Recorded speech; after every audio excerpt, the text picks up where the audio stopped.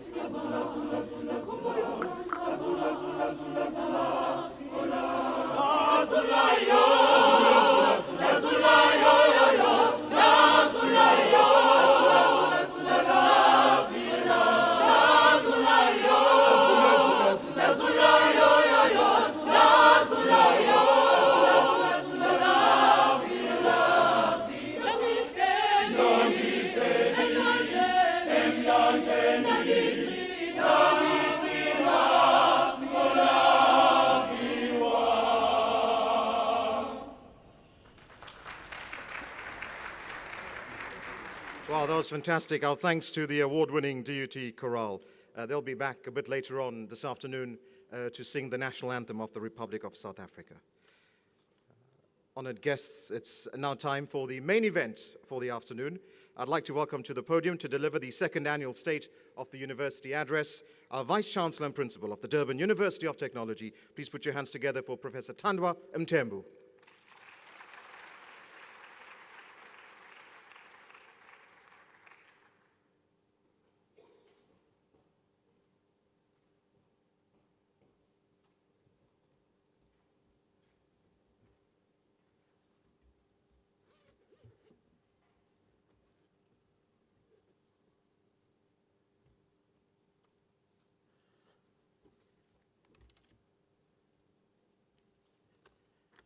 Oh, this pocket is empty. I don't know if Sushi could get the speech. It's not here. Where is Sushi? Or maybe, okay. Well, I'm kidding. It's here.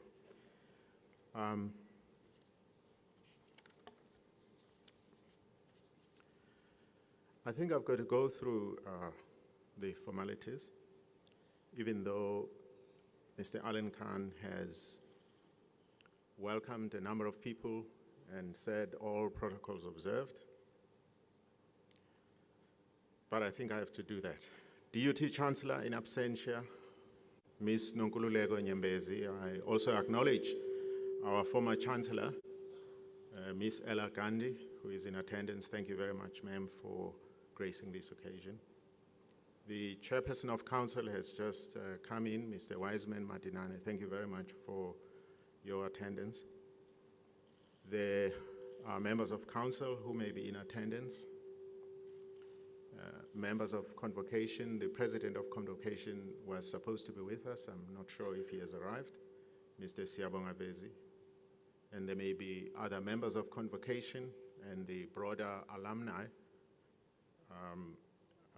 of our university, representatives of our stakeholders and partners in government, in business and industry, and from the broader society,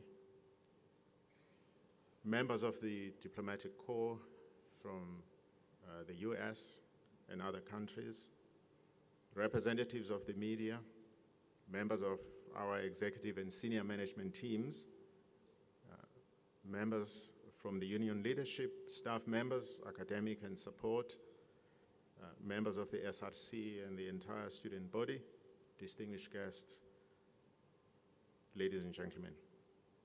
Before we start, I would like us to observe a moment of silent reflection in remembrance of a number of our illustrious alumni who passed on just recently. Dr. Richard Maponya of the famous Maponya Mall in Soweto was buried mid-January this year. Dr. Joseph Shabalala, the founder of the multi-award-winning Ladysmith Black Mambazo, was buried just last weekend. Dr. Andrew Fester, a legendary South African artist passed on earlier this month. Dr. Harold Strachan, who passed on earlier this month, was a renowned artist, writer, and bookmaker whose history as an anti-apartheid activist never lacked wit, intelligence, and self-awareness. May we then observe a moment of silent reflection. Maybe we could stand.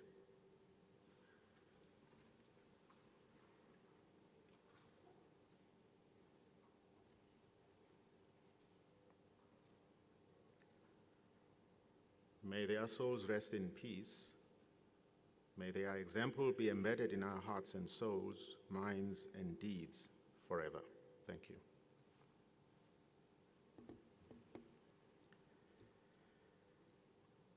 The year is 2030. Durban University of Technology is 20 years old, 2 years shy from 30 years of existence. Just envision 2030. DUT has, since 2020, demonstrated that it is contributing impactfully towards improving the lives and livelihoods of the broader society. It has demonstrated this particularly in the cities it is located in and in its broader region. Just envision 2030.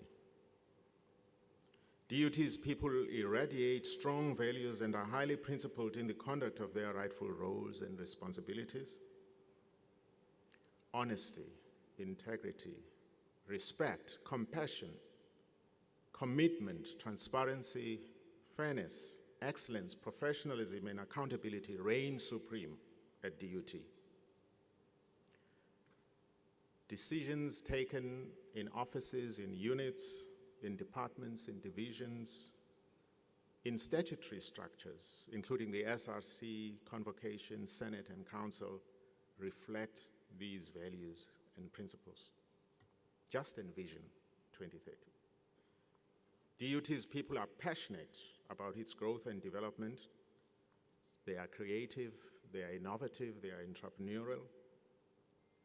In these respects, they work shoulder to shoulder with its alumni, stakeholders, and partners in business and industry, government and civil society, who respect its values and principles.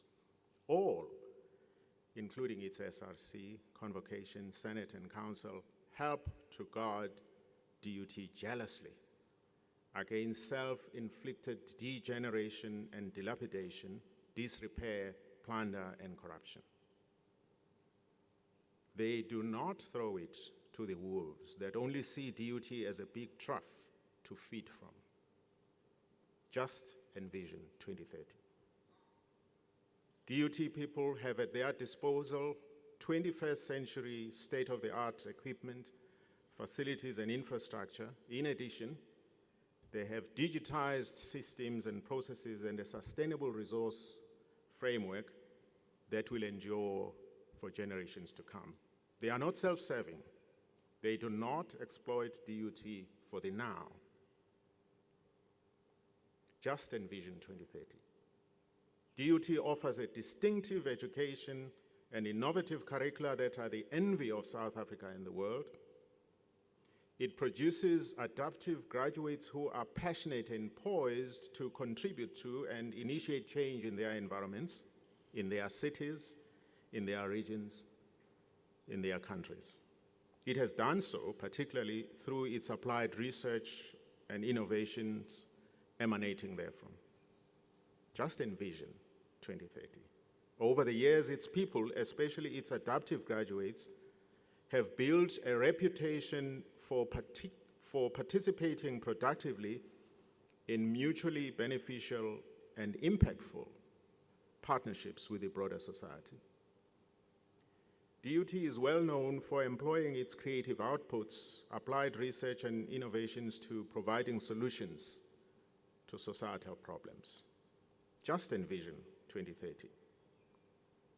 Over the last 10 years from 2020, DUT has produced no less than 100 innovators and entrepreneurs with thriving businesses that have changed the economy of the cities it is located in and the broader region around KZN.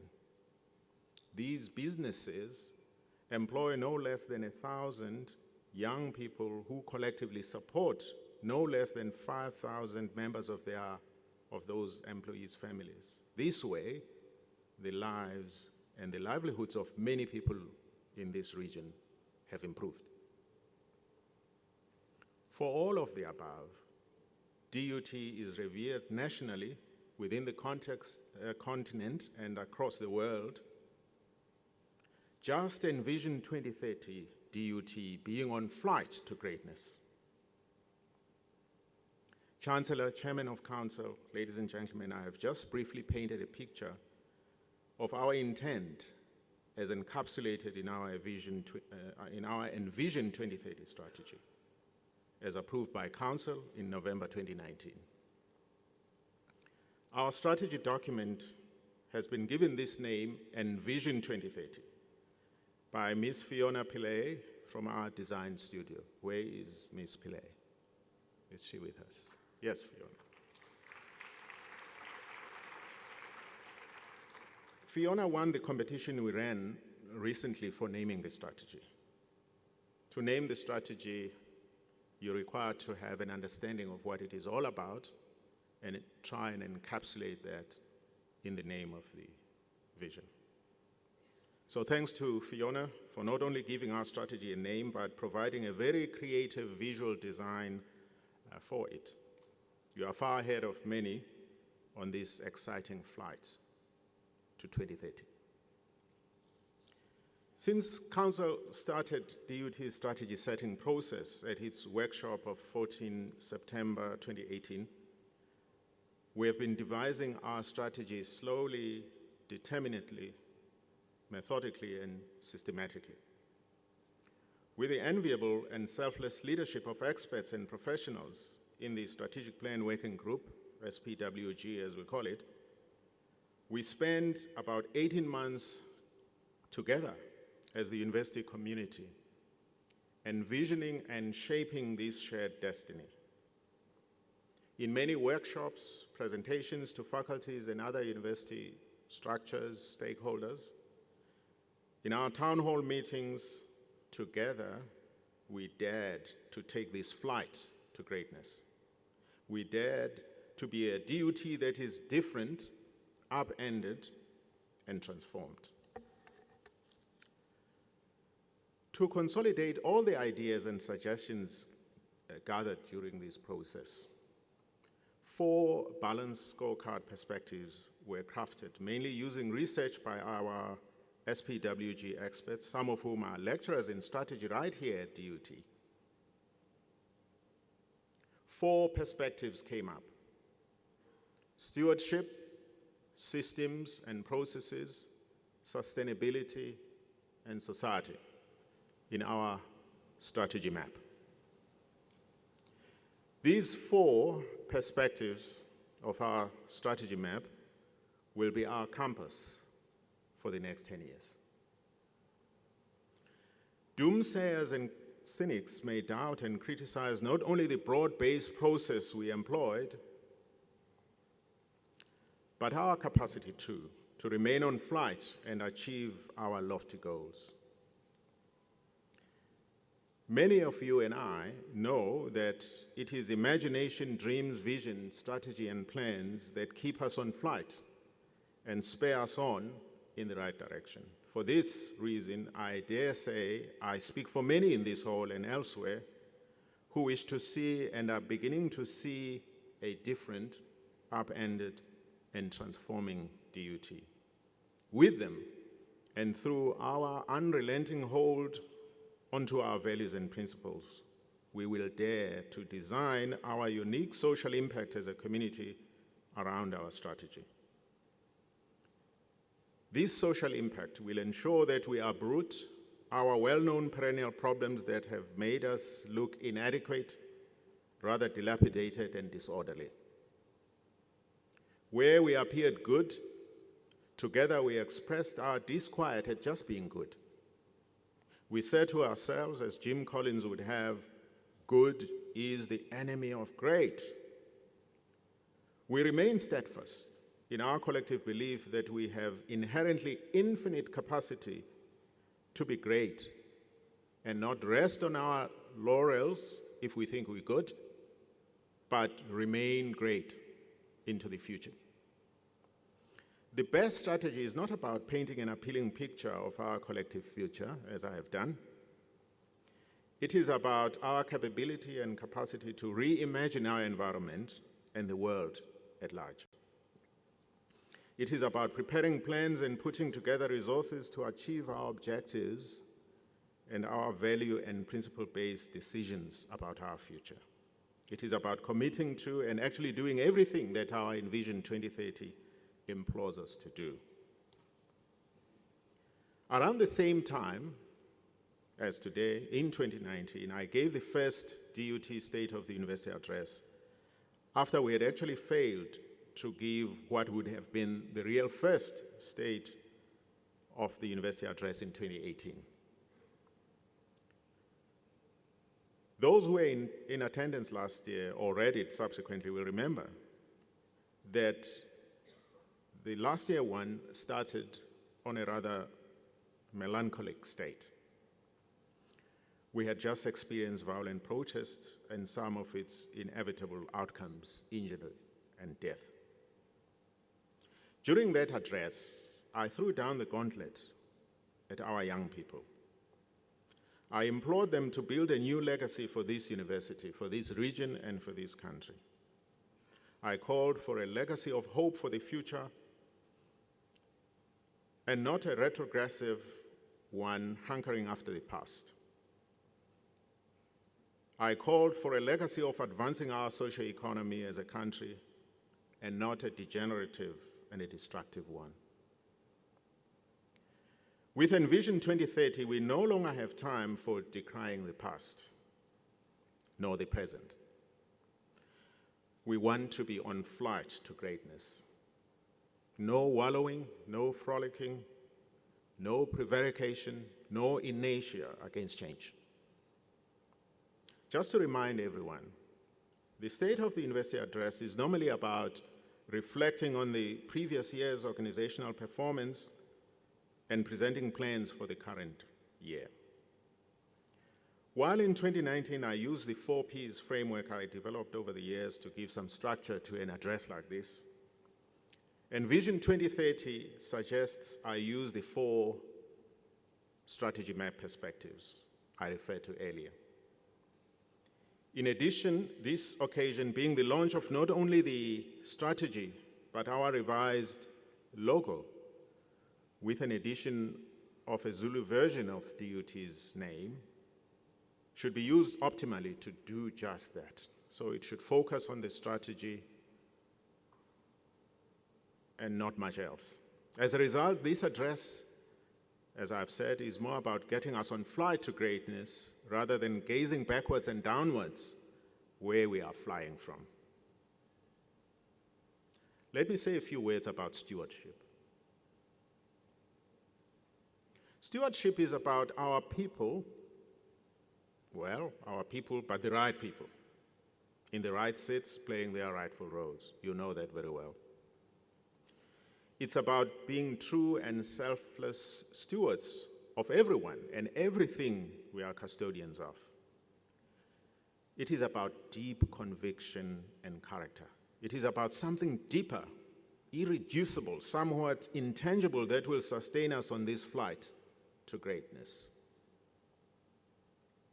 We are an educational institution. We believe even those deeper, irreducible, intangible things can be learned.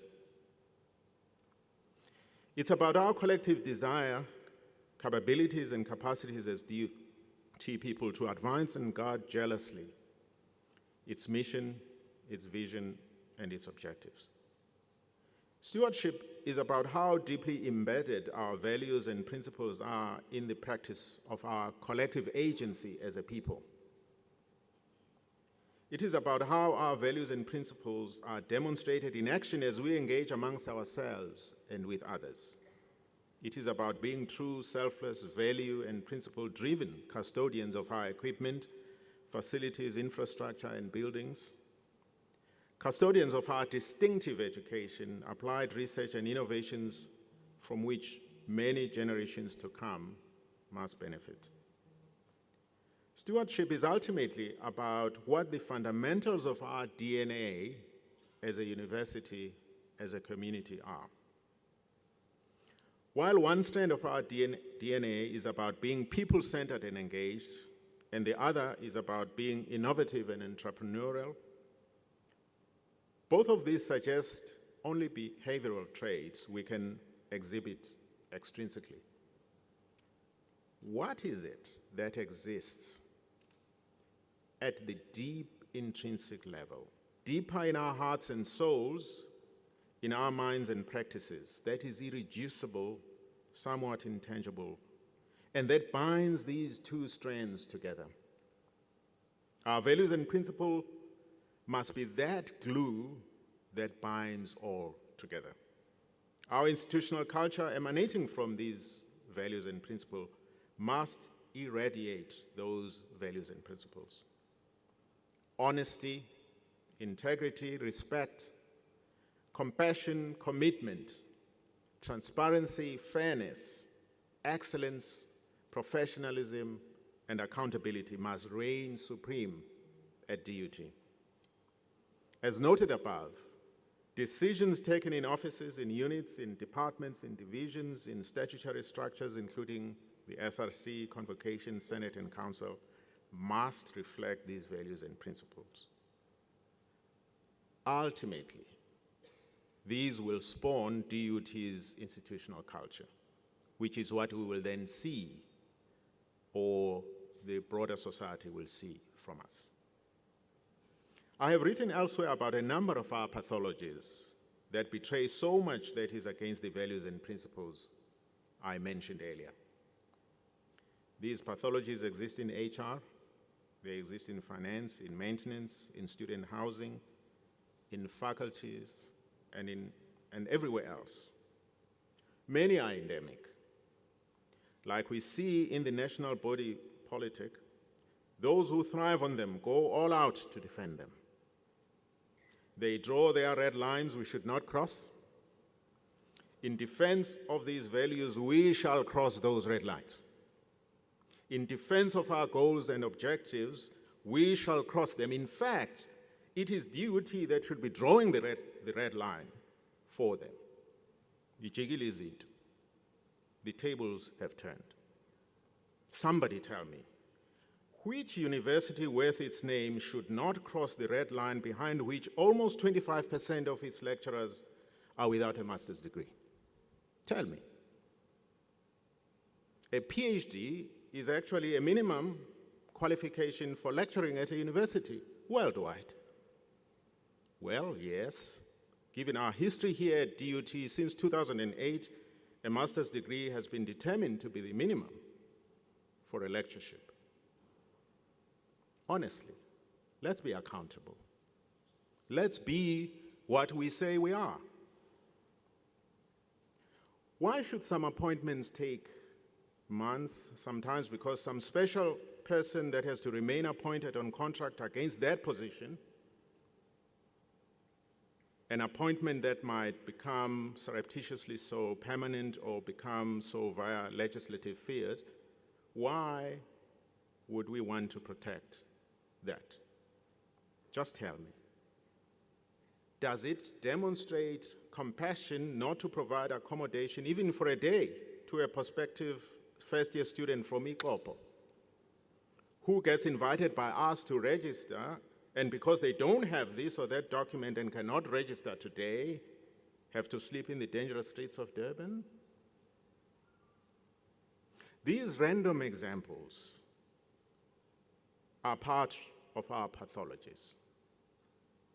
These pathologies fly in the face of our values and principles: honesty, integrity, respect, compassion, commitment, transparency, fairness, excellence, professionalism, and accountability. One of our major focus areas for 2020 is the area of stewardship, and in particular what we call the Living Values Project. The Living Values Project is an integral part of reimagining and re-establishing, even recalibrating our institutional culture. In this respect, we are partnering with the Magna Carta Observatory, MCO, that's based at the University of Bologna in Italy. The Magna Carta Observatory has pioneered this work over the last 15 years or so in many universities around the world that wish not only to talk about, but live their values. A number of living values activities, if we could call them that way, will take place especially during the second semester. We do not have to wait for this process. Henceforth, and please keep management and everybody else to this, every decision we make must have some of or all of these values and principles: honesty, integrity, respect, compassion, commitment, transparency, fairness, excellence, professionalism, and accountability. Let me move on from stewardship and go into systems and processes. Institutional planning at DUT has matured quite appreciably. We did not pay millions to consultants to produce our Envision 2030. It has already been highly acclaimed by some of our partners at the finest universities in Finland, Ireland, the UK, the Netherlands, Germany, Estonia, and many others. We produced Envision 2030 organically with our people and our experts who work here at DUT. So thanks to the leadership, I see the members of the working group seated in front. Thanks a lot to each and every one of you for all the work you did. I should also thank so many of our members of staff and students who contributed ideas that have made Envision 2030 what it is. It's actually a strategy, not a plan. Some people say we have a strategic plan called Envision 2030. It's a strategy. In the midst of finalizing the strategy, we produced our 2020 annual performance plan and our 2020 extended annual performance plan. These plans are simply transitionary plans, taking us from the old to the new system of doing things at DUT. Even though a lot of inspiration for these plans was drawn from Envision 2030, we still do not have the most appropriate metrics or measures to assess our performance on the new objectives. Yes, 12 strategic objectives have been determined, but not key performance indicators, no targets, no exact timelines. In any case, it's still a strategy. Envision 2030 is radically different from the previous strategy and plan. It focuses more on outcomes and impacts, but it hardly has metrics that measure, or DUT hardly has metrics that measure outcomes and impact. For this reason, the year 2020 will essentially be what we call year zero of strategy implementation, during which we'll determine these fundamentals of performance, measurement, and management. The focus of institutional planning this year with regard to strategy implementation will thus be on three interrelated tasks, namely, 1, determining DUT's current position and status in relation to the 12 strategic objectives under which we would wish to measure our performance. In this respect, a lot of baseline research will be undertaken this year through the institutional planning unit. The second task would be defining various outcomes and impact-oriented metrics or measures, targets, and KPIs that I said earlier we don't have at DUT. So we could easily have had a plan based on many ideas of the past which were not necessarily outcomes and impact-oriented. The third task is about producing a strategic plan now. Based on the strategy, producing a plan for Envision 2030 that will be predicated on the baseline research conducted, the metrics defined, the KPIs chosen, the stretch targets that we'll have set, and reasonable timelines that we'll set based on the baseline research that will be telling us where we are as an institution, and the stretch targets telling us how far we wish to go into 2030. Just like with the Living Values project I referred to earlier under stewardship, In addition to the 3 tasks mentioned above, we will usher in a process of strengthening our shared knowledge and understanding of our strategy and direction. We will seek to reach a common understanding of what we mean by, for example, entrepreneurial and innovative, creative, adaptive, and all the revolutionary concepts embodied in Vision 2030. Just as we develop the strategy organically and collectively, management will not do this alone. We have about 50 strategy advocates. Well, what's a strategy advocate? Strategy advocates are simply highly inspired and motivated volunteers and nominees, regardless of employment level or position within the university. All we seek is inspiration, is commitment, is innovation, is determination to be on this flight and get to our destination. Our strategy advocates will engage with our people in search of a deepened sense of ownership and commitment to realizing our strategy. There are 2 strategic objectives in our strategy map that will focus on systems and processes, namely the digital environment and state-of-the-art facilities or infrastructure. Let me just focus for a while on these 2 as we move into systems and processes. We will ensure that each and every division contributes to an improved digital environment in as many facets of our lives as a university as possible. In this respect, we are exploring the most appropriate and comprehensive ERP system, about which there is a request for proposals already that's underway. But even before it is in place, divisions will find ways and means to digitize a number of our systems as pilots. In performance agreements for executives and senior management, one of the key outputs will be the number of digitized pilot systems introduced during 2020 in each division, whether it's in finance, it's in procurement, HR, you name them. With effect from 2020, DUT's Learning Management System, LMS, changed from Blackboard to an open source platform, Moodle. This is in line with many developments in the world, including the ideals of Open Access 2020, which focuses, amongst others, on opening up access to research and education material. Preparations for our move to Moodle, both in respect of staffing and infrastructure, constituted the bulk of work in 2019, which involved the deployment approach or making decisions on that, and the development of automated course and enrollment management for Moodle.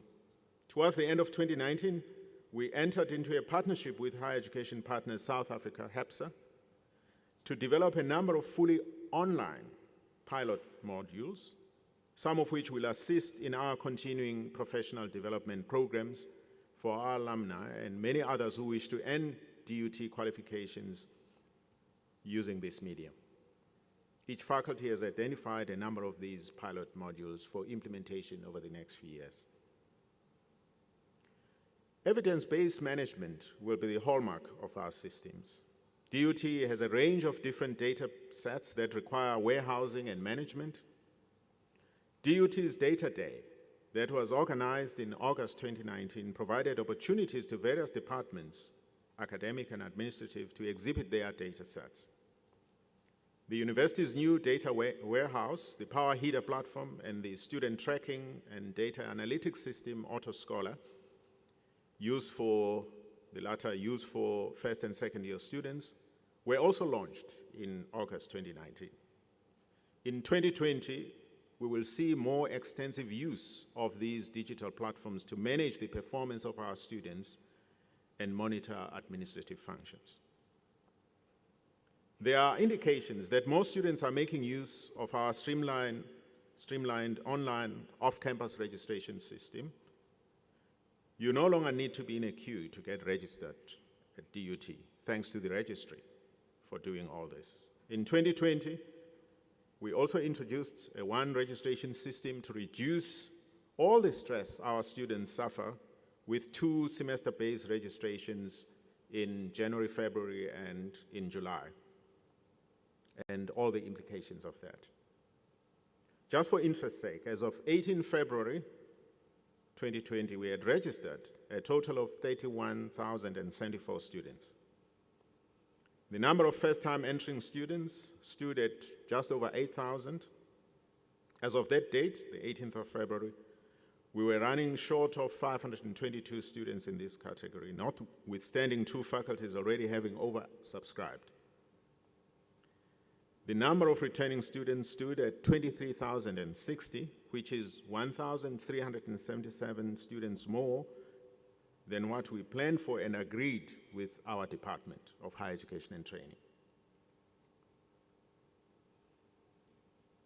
Those are a few snippets about our digital environment and how it has made an impact already in terms of registration processes. Let me say a few words about the state-of-the-art infrastructure, which actually includes equipment and facilities. At its 30 November 2019 meeting, Council approved our long-term spatial plan 2020 to 2040, which is essentially the revised 2014 master plan with new innovative ideas infused in it. We do not just have a 20-year spatial plan, but we do have funding to make it happen. Between October and December 2019, 2 major building projects at Indumiso campus, the engineering building phase 2, and Steve Biko campus, the student center and entrepreneurship center, worth a total of 476 million broke ground. In fact, just behind us, there is construction taking place. A number of small and old buildings have already been demolished at Steve Biko campus to make way for our state-of-the-art student center and entrepreneurship center. This multipurpose center will also house our one-stop shop academic administration facilities that will make admissions and registration processes smoother. For 2020, we have a budget of 303 million rand to spend on student housing, deferred maintenance, and other priority projects like improved access for differently abled people. We are determined to renovate all our university-owned residences, something that should happen by June 2020, given that the process started already in October 2019. I hope our students will bear with us as we make our residences state-of-the-art. Open House, a building that houses the SRC, some of our student services units and nursing education, is being renovated at a cost of 34 million rand. It should also be complete this year. We should soon complete a feasibility study for public-private partnerships we require to provide more state-of-the-art accommodation for our students. We accommodate very few of our students. Under 4,000 beds are available from our DUT-owned residences. And yet we have a student population of about 32,000. Now, I said 31,000 and something. I'm sure by now it's about that. So clearly, we need more accommodation for our young people. So the feasibility study I'm referring to is something that should also be complete soon. It's a requirement from the minister so that the minister could approve a development of this nature. President Ramaphosa's very welcome news of a 64 billion rand fund that will be available for student accommodation is a great boost to our limited attempts to solve the problem of accommodation for our students. During 2020, we will produce designs and plans for various sub-projects that are part of our 1.1 billion rand infrastructure project that starts this year and should end by 2024. A number of exciting developments will be funded from this budget. Consolidation of and new buildings for the Faculty of Arts and Design. The plans are for the Faculty of Arts and Design to move from where it is located to somewhere here in this part of the university. Health Sciences is disintegrated. We need to consolidate it. There's a new business school around the airport that will be coming up. New lecture halls, an innovation hub, and a new administration building that will assist us to move a lot of administrative offices from ML Sultan, where we can't expand much in terms of academic facilities. The new administration building will also help us get rid of those old houses called Milena Court, Berea House, all of them will go. They are no longer suitable. Our budget for capital expenditure for 2020 is 653 million rand, up from 175 million rand in 2019. Our equipment must also be state-of-the-art through this budget of 653 million rand. We are exploring lease options for equipment, like vehicles, and maybe at a later stage, computers too. Equipment that we know has limited shelf life. This is to ensure they are not only managed more professionally, but could be replaced incrementally as they reach the end of their shelf life. Do you know that the oldest car at DUT is a 1996 Toyota Venture 2.2? That will go, and many others. Safety and security at DUT are a challenge, as we all know. As of 15 January, a new security services provider came on board in the midst of great controversy before and after the appointment. Actually, yesterday I was signing some court papers. Somebody is challenging us around that at the High Court, trying to get a court interdict against the decisions we took. Well, they have no idea what they are dealing with or who they are dealing with. As already announced in 2019, a budget of 30 million rand has been set aside to introduce more state-of-the-art security technologies. The process of acquiring these technologies has already started for that amount. A much closer alignment among security teams has also been established to ensure that security provision is better coordinated. There are many other strategies that have been used to get us to a point where DUT is becoming calmer than it used to be at this time of the year. I won't reveal all of them. But there's been a very good relationship with many other security units, both internal, outsourced, the police services, and so forth. We have further put aside 31 million rand for strategic imperatives or priorities. These are high-impact strategic projects that are designed to show visible movement towards achieving the objectives of the university. We provide this funding according to themes that we choose from year to year. The themes that we chose for 2020 are institutionalization of innovation and entrepreneurship. That's 1. 2, greening our environment. 3, e-learning.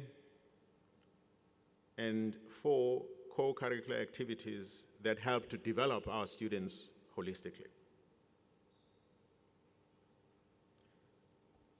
That's a few I could say about this area of the digital environment and also state-of-the-art infrastructure. Let me move to sustainability as the third strategy map perspective.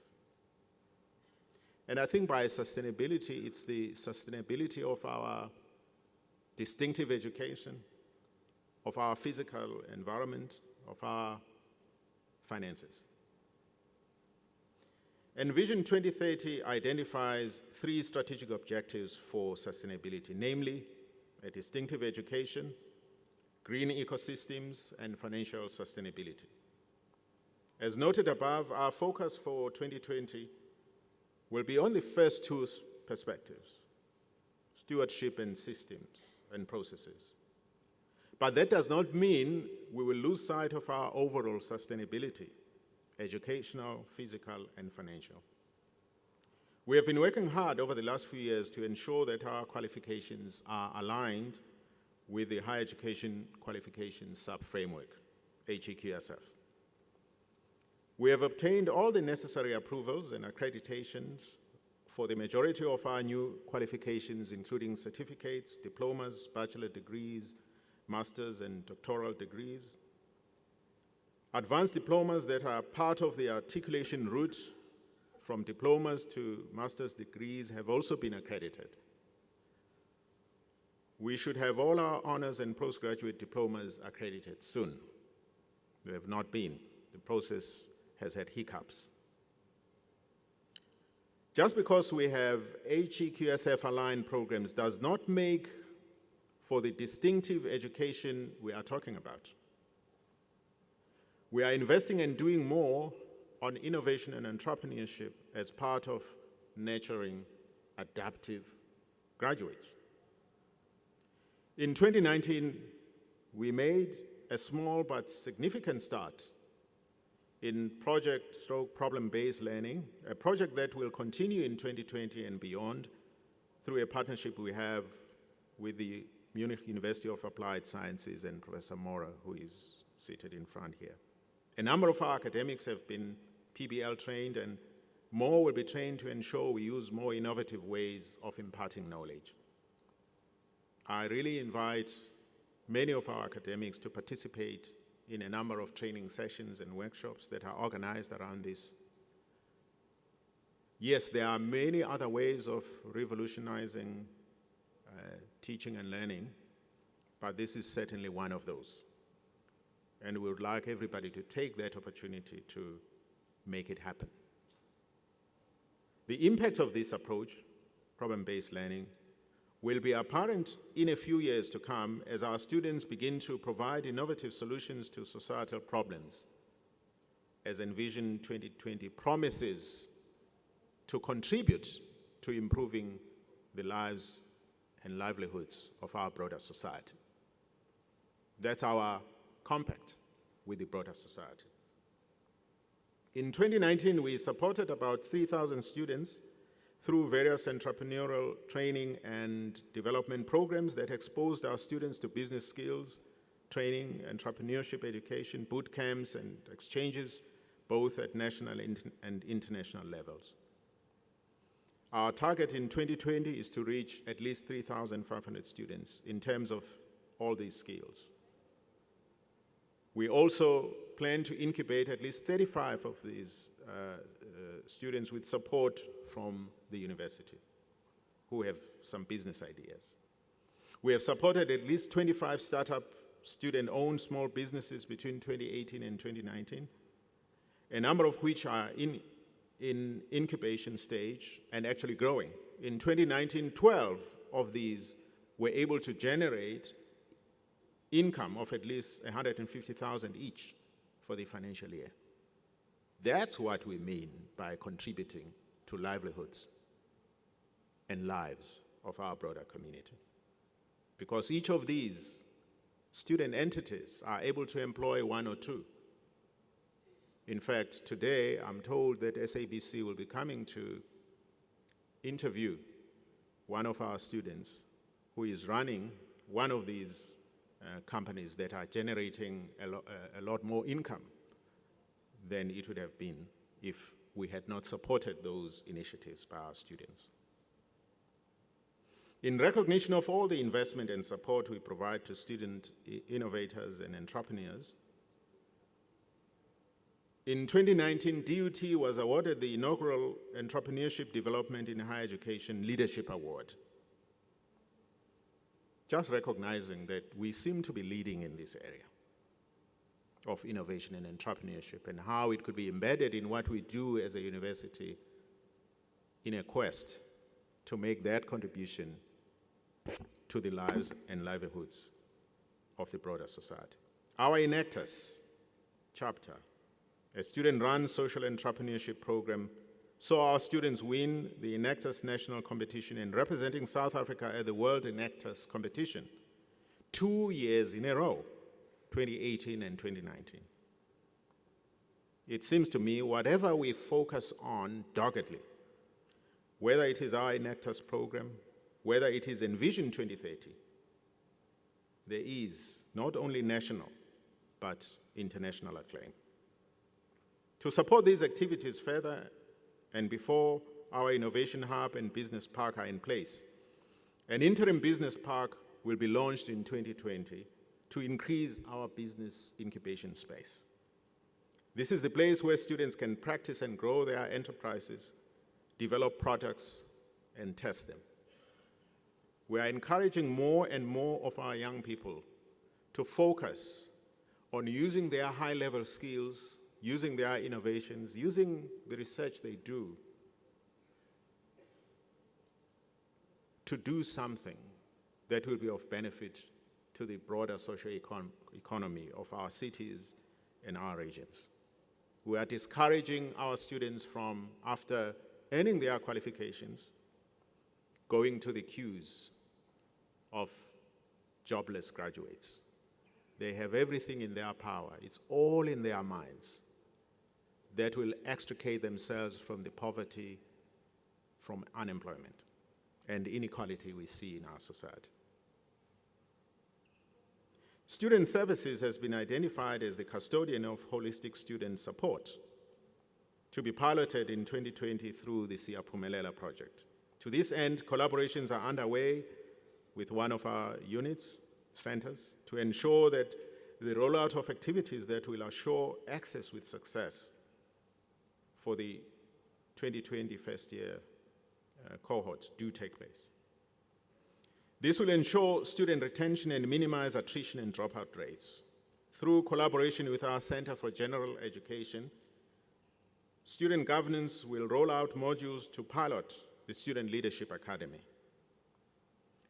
One of the activities of this nascent Leadership Academy has been the visit to our partner universities in China towards the end of December 2019 of our student leaders, and thanks to the Confucius Institute that organized this.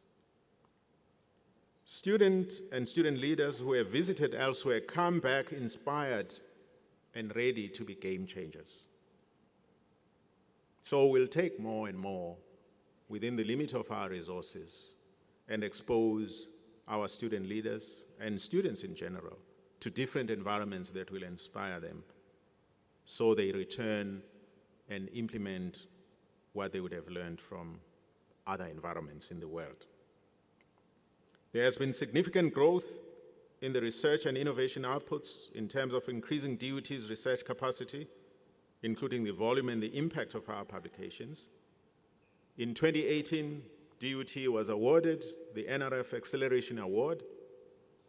This simply acknowledged DUT as an institution that achieved the most improved research performance over a period of time, evaluated independently and measured against selected criteria. In 2019, the number of active researchers, the number of publications and their impact, citations, for example, and grant acquisitions increased substantially in comparison to 2018 levels. The number of national research NRF-rated researchers increased from 30 in 2018 to 37 in 2019, a more than 20% increase in 1 year.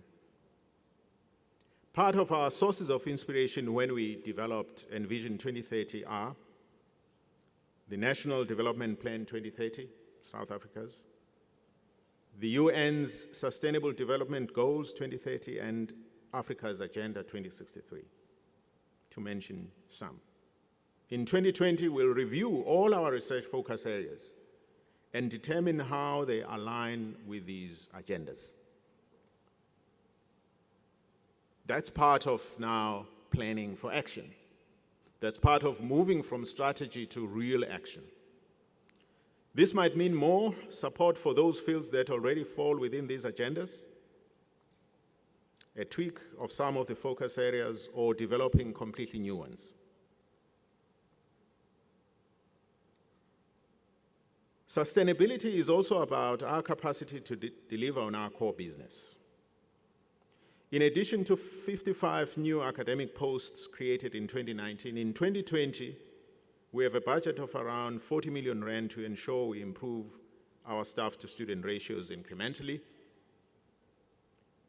In turn, this will help to improve the quality and sustainability of the distinctive education DUT wishes to offer. Recent appointments of executives and senior managers towards the end of 2019, and even before then, between 2017 and 2019, show the depth of qualifications and experience the appointees have. It's no longer just about umzala kasbanban, somebody's cousin who gets employed, but what the appointee brings in terms of the qualifications and depth of experience. And if you could look at our record as top management in the types of appointments we have made, that is demonstrated without doubt. Almost all our executive deans are NRF rated. You won't easily find it in many other institutions in this country. You will find it here. Or maybe let me say institutions of our type. All of the investments, whether in equipment, in infrastructure, in research, innovation, and entrepreneurship, in teaching and learning, in the ERP system I talked about, in the security system, can only be possible with a prudent and sustainable financial framework and an equitable resources allocation model. After a long period of development, we'll finalize our resources allocation model in 2020. This will ensure that the resources, unlike in the past, are allocated in all of the strategic areas of our endeavor as a university. The reason why we might look inadequate, as I said earlier, we might look dilapidated, is not because there was any shortage of funds at this university. It was just a matter of strategic choices that this university took not to invest in that area.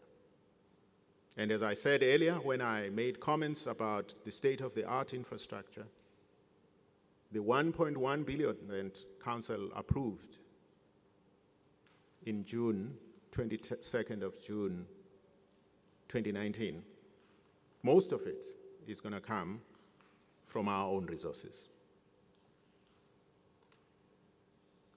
I'm not going to shy away from saying that because maybe the unions might demand more. I think they understand that we have many other priorities other than taking care of us because we happen to be here in 2020, 21, 22, or whenever. No, it's no longer about just us. It's about generations to come.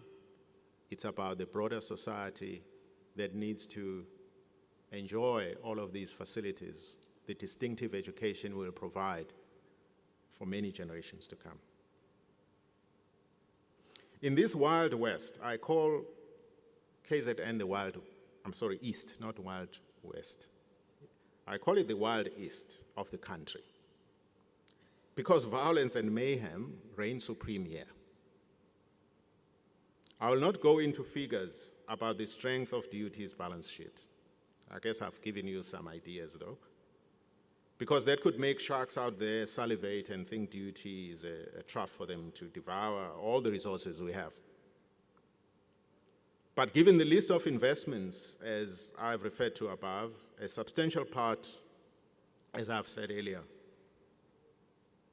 comes from our operational and reserve funds.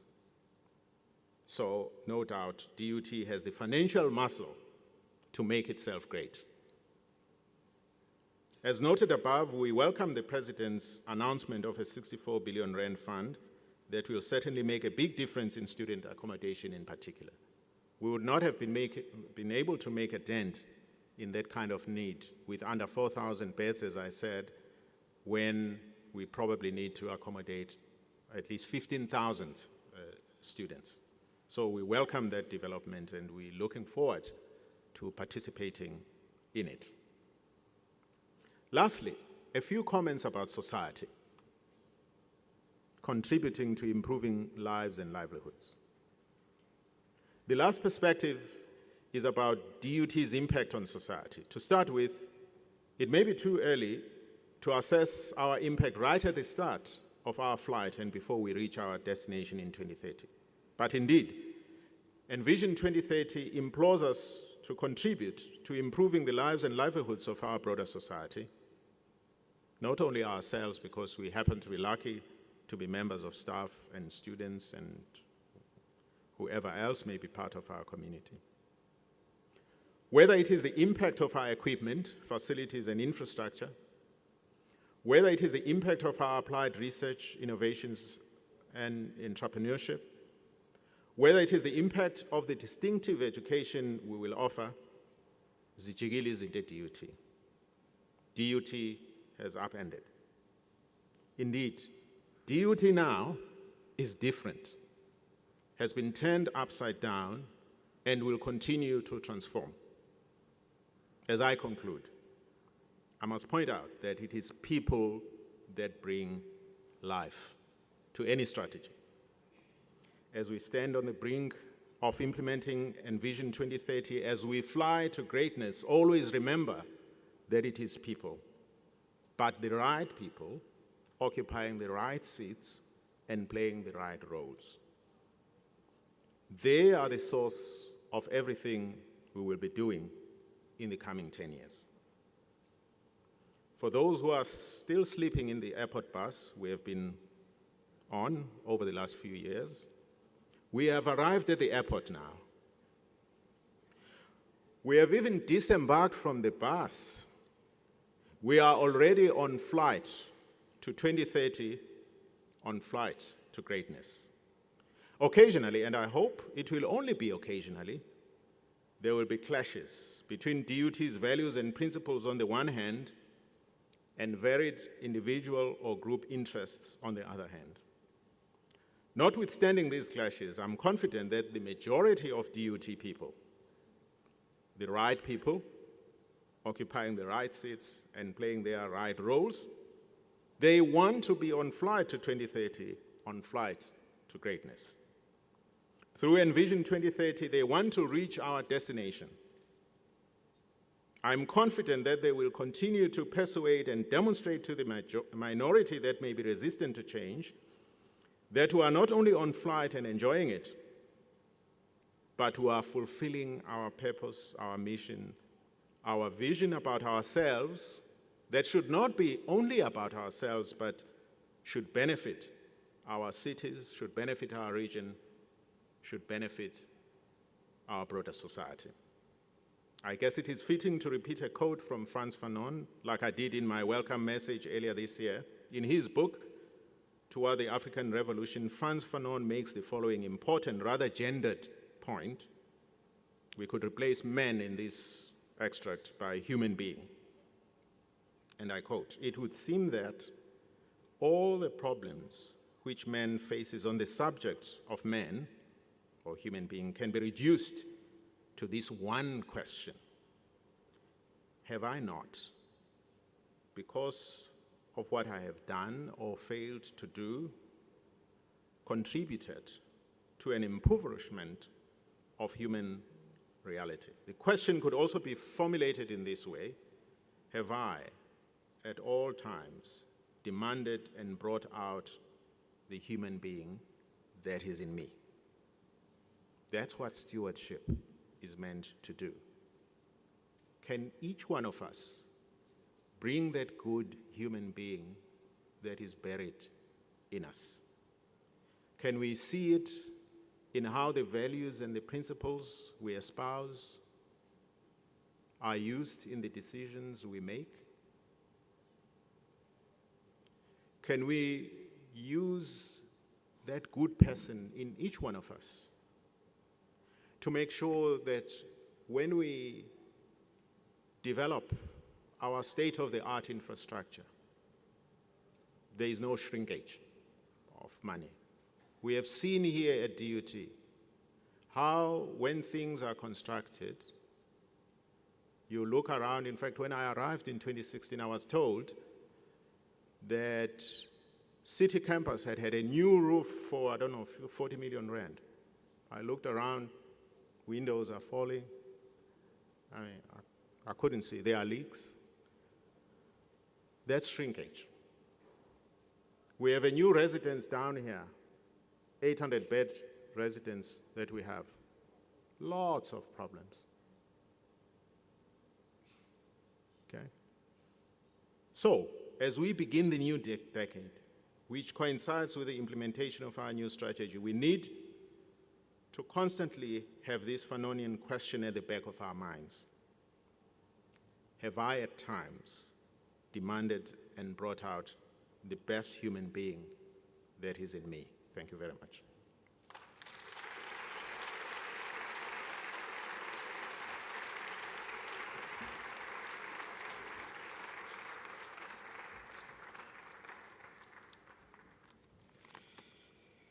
Siyabonga Mvelas.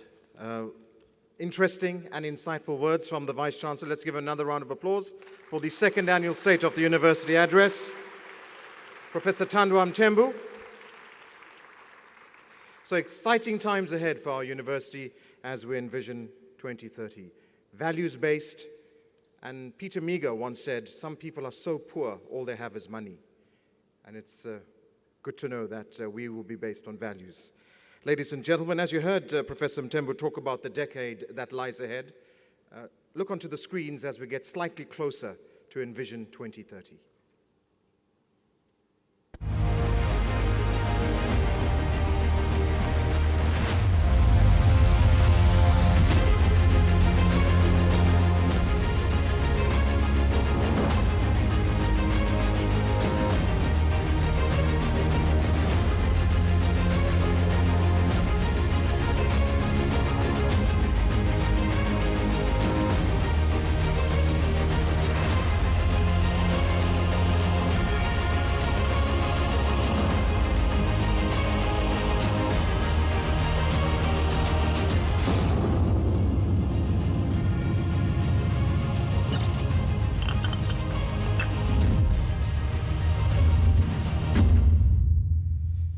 Congratulations to Fiona Pillay, as the Vice-Chancellor had mentioned,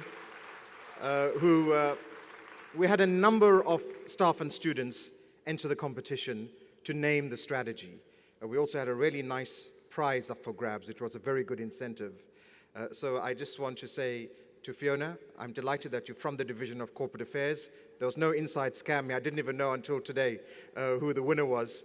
And enjoy spending the prize, Fiona. You thoroughly deserve it.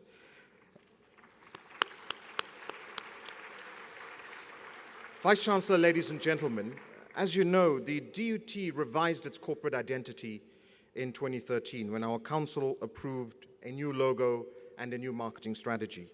The logo, which we were immensely proud of, was designed by our very own students in an incubator based in the Visual Communication Design Department in the Faculty of Arts and Design called Workspace. So at that stage, we were the only university and one of the few brands that I know that were designed by students. The very people we are training to go out into the workforce got together, strategized, and designed our logo. Now, the logo has served us well, but as you've heard, it's been refreshed by our design studio.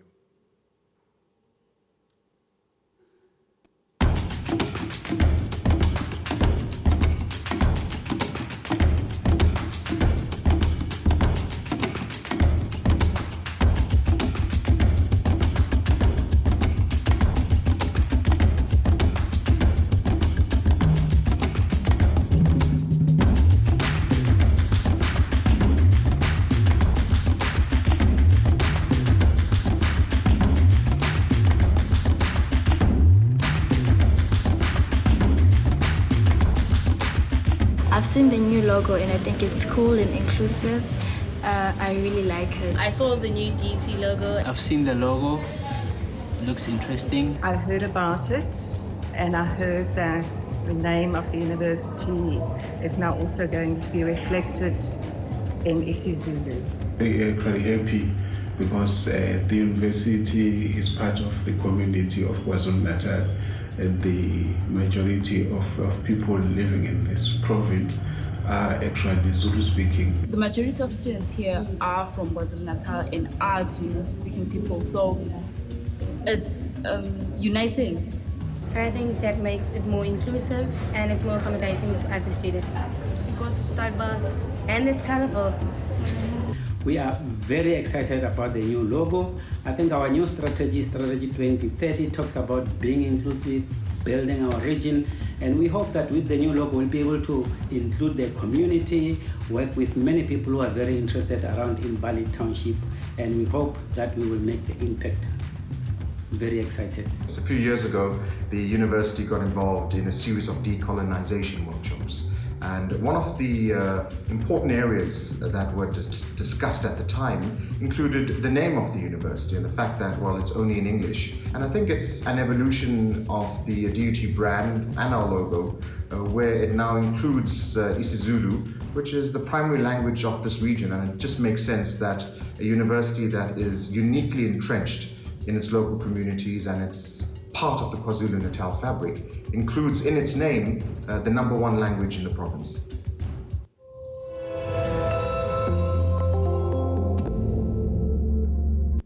And my thanks to all the staff and students who contributed to that.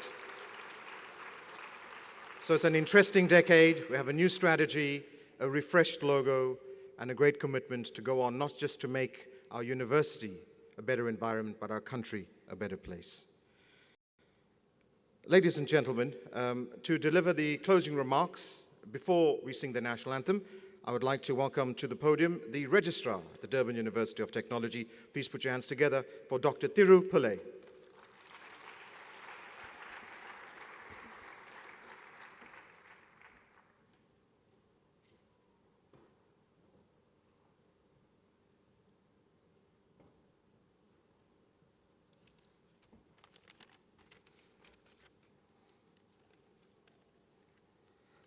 The Chair of Council, Vice-Chancellor, distinguished guests and colleagues.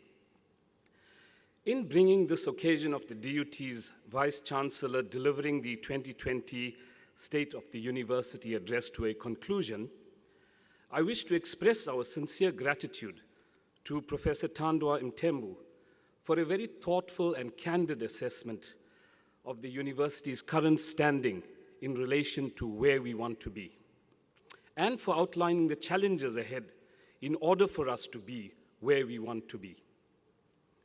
The State of the University Address is an initiative of the Vice-Chancellor that commenced last year.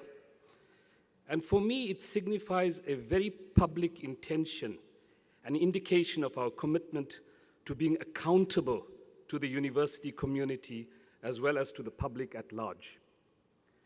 It is quite coincidental, yet significant, that today the Minister of Finance delivers his budget speech to the nation.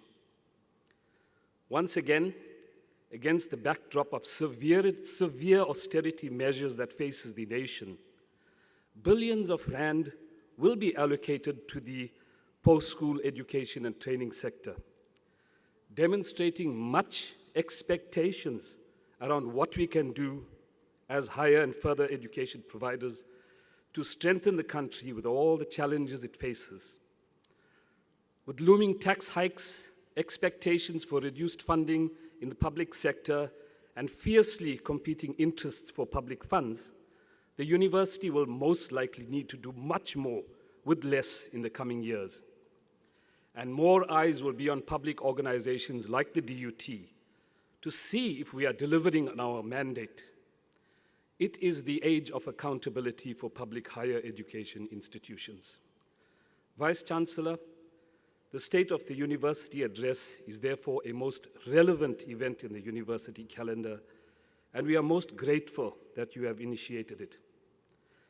Ladies and gentlemen, the Vice-Chancellor has pointed out some areas in which we show strengths and have achieved much. We must celebrate these strengths and achievements and strive to build on them. He has also indicated areas that need strengthening. We must take stock of those areas and focus on them earnestly in the coming months to ensure that we get to where we want to be. As he said, no prevarications, no inertia against change. Let's work against those pathologies that he mentions. The Vice-Chancellor has also indicated the DUT strategy up to the year 2030. Let us envision 2030. Let us also embrace as a collective the many things we need to do to make that roadmap work for us. Finally, ladies and gentlemen, distinguished guests, many, many thanks for your attendance at the 2020 State of the University Address.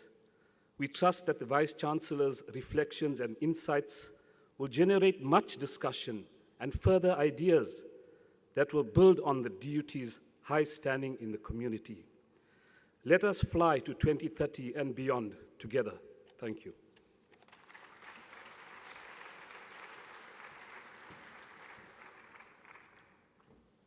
Thank you to the Registrar for those words. Ladies and gentlemen, in the next minutes, we'll be singing the national anthem of the Republic of South Africa, so I'll ask and invite the DUT chorale to prepare themselves and get ready. Just to let you know, there is protocol attached to the singing of the national anthem of the Republic. Gentlemen, if you have any caps or hats on, if I could ask you to remove these. Ladies, you are allowed to keep your headgear on, but the gentlemen, if you could please remove it. Also, if you could, when I ask you to please stand at attention, and feel free to sing along to the national anthem. And then at the end of the national anthem, that will conclude the State of the University Address for 2020. So ladies and gentlemen, if I could please invite you all to now stand for the singing of the national anthem of the Republic of South Africa. Thank you for your support. Thank you for being here. And I ask the DUT chorale to take us into the national anthem. God bless you. Thank you.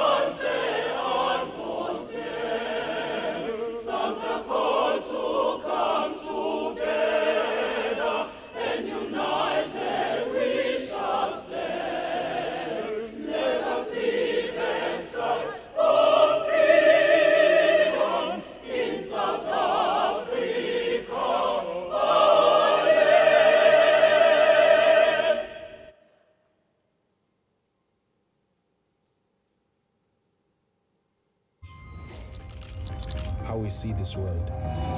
Will I change how we care for each other? Will I change how we live in this world? Take change to the next level. I am DUT. I am DUT. I am DUT. We are DUT. Thank you, ladies and gentlemen. That concludes the State of the University Address for Durban 2020. Thank you for your attention. Thank you for your attendance. Will and I enjoy the rest of the change afternoon. how we see this world?